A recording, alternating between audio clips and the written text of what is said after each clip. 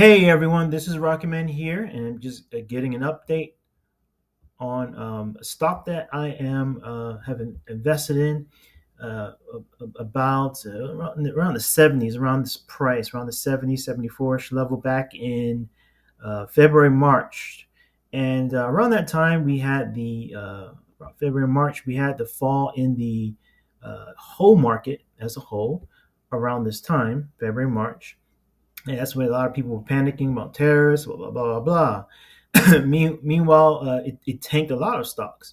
And one of them was BellRing Brands, as you can see on this chart here. And you know, what it did do, what the fall did do, was give us a pricing point of BellRing Brands at a very good, valuable price, because this is a great company.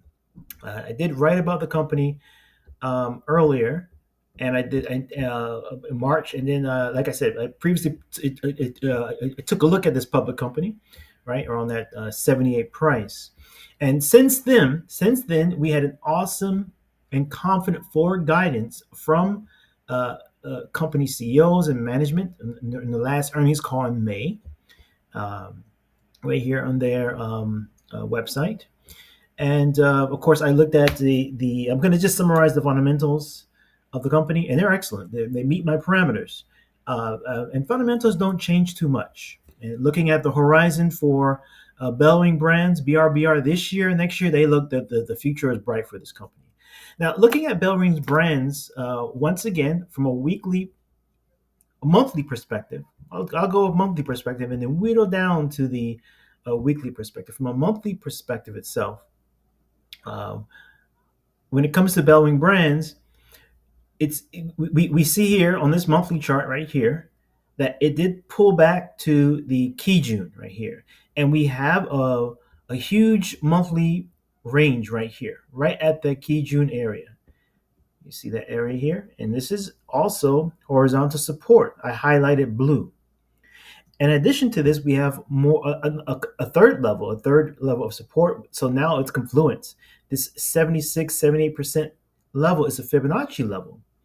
Okay, and that's very interesting technically from this chart. So we have support going in, and we have our Ichimoku technical indicators telling us that, hey, this is a bullish trend. We should stay bullish. We shouldn't. Uh, there's no reason to turn bearish on this market. Now, from a weekly perspective, what's interesting about BellRing Brands from a weekly perspective, um, we have about 5 or 6 main weekly confluences that have appeared on the technical chart. And here's what I see. So I see something called a bullish Gartley pattern on the weekly retracement to the 58%, followed by the retracement to the 78.6% preceding move. What is a Gartley pattern? Is this pattern here? Let's go to a weekly chart. Let's go to a 2-week chart. So it looks like this. So the Gartley pattern, we have this low here. Market flew up, pulled back to this 50% level here. Market went up and then tanked to a 78, 76, 70% level from this percent level from this move, from this leg here. That's a pullback all the way down to a 78% level, and that's basically what you have. That's a Gartley pattern. So we have that Gartley pattern. We have our Fibonacci level here, right? We have a horizontal level. We have our monthly, the chart we saw recently on the monthly chart. That's a monthly confluence telling us to remain positive. Here we have our Chiku span that's bouncing off the prices or testing the prices and testing horizontal support. You know, I wrote down other things. I mentioned the horizontal level. We have other indicators. Yeah, like you know what they say. Investors, what we say is this level here was support level, then it fell through and it became past resistance. We broke through resistance. And you know what we say in investing is past resistance equals future support. So now another thing, I mentioned MACD here. Let's take a look at the MACD.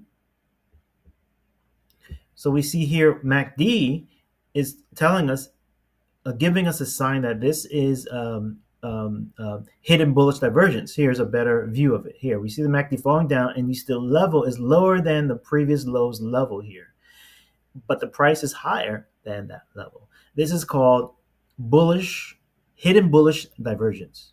So we have our Gartley pattern. We have all these confluence levels plus MACD telling us we are at hidden bullish, positive bullish divergence. We continue to see in this stock higher highs and higher lows. I have other indicators here. I have other extreme indicators. So when the price fell down through the cloud here, as it fell down through the cloud, my extreme indicators are green here. And that tells me that this move here below the cloud is fake. On top of that, what supports that is that the fact that the monthly chart's Chiku span is also bullish.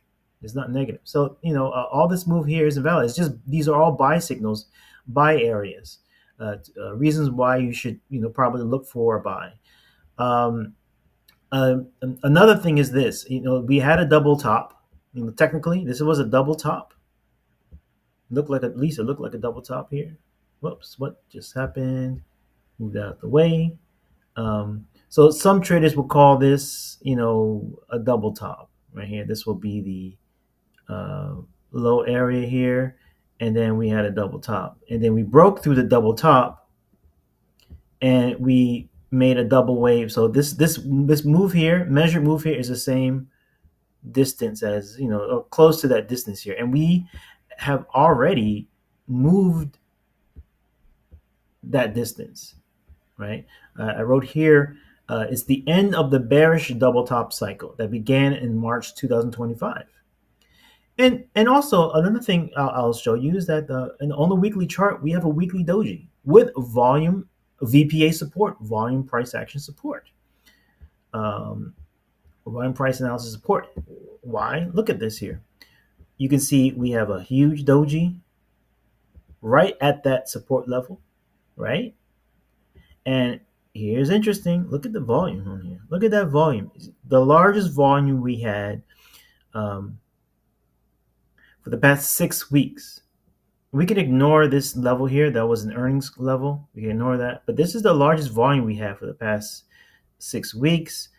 The largest volume since last year of June 2024. So, the candles are telling us that, investors are undecided, or, probably things would, of course, this new candle here is Monday, the opening of today, Monday. But what this holding tells us is that we should expect the market to bounce from this level at some point from next month, which is July, to what I did here is I measured the move using Fibonacci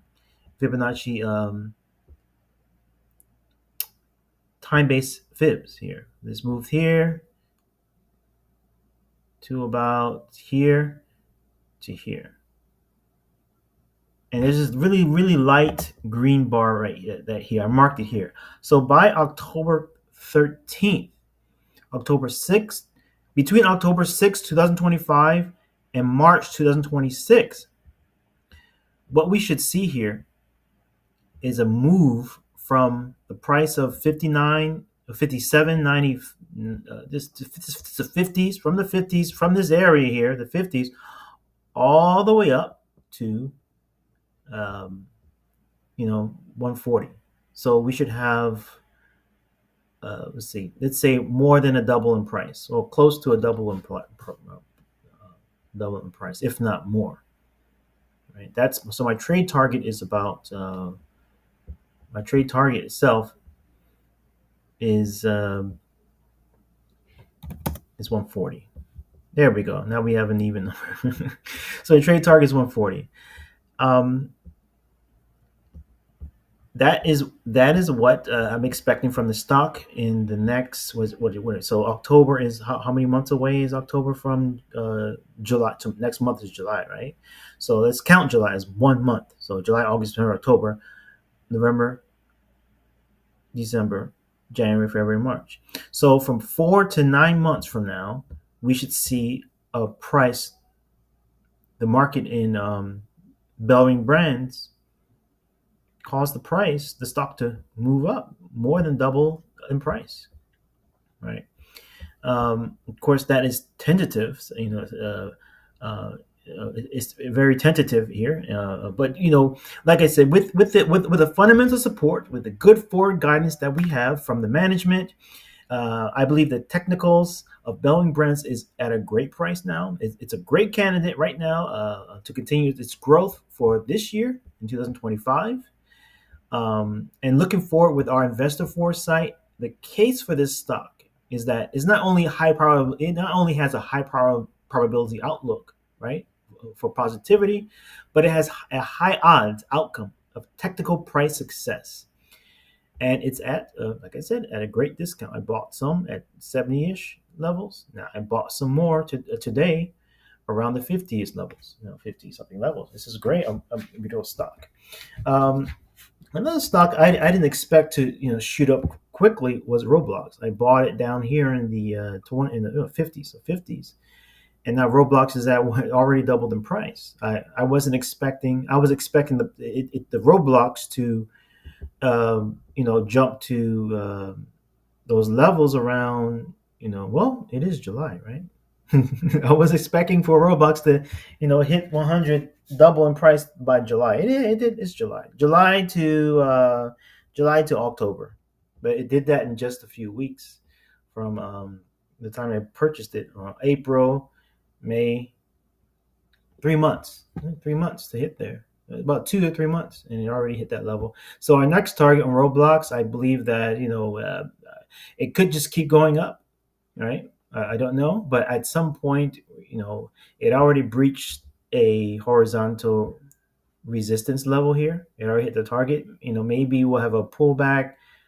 Maybe not in July. Maybe in August, a little pullback, and then it will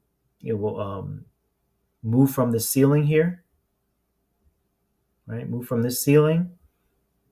Our ceiling now is going to become a floor, and then from here, the price will move up to 130 or even 150. And what's my target? Hold forever. I don't. The goal of these stocks is not swing trading. The goal of these stocks is to hold them for 5 years, 10 years. And hopefully they, in the long run, they pay a dividend. And that's really is my ultimate goal. And whatever dividends I get to reinvest them. So that's Roblox. I'm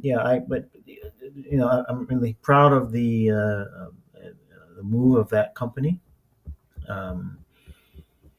A lot of the stocks are recovering, including things like Celsius, one of my favorite drinks. I'm drinking Celsius right now. And going back to BRBR.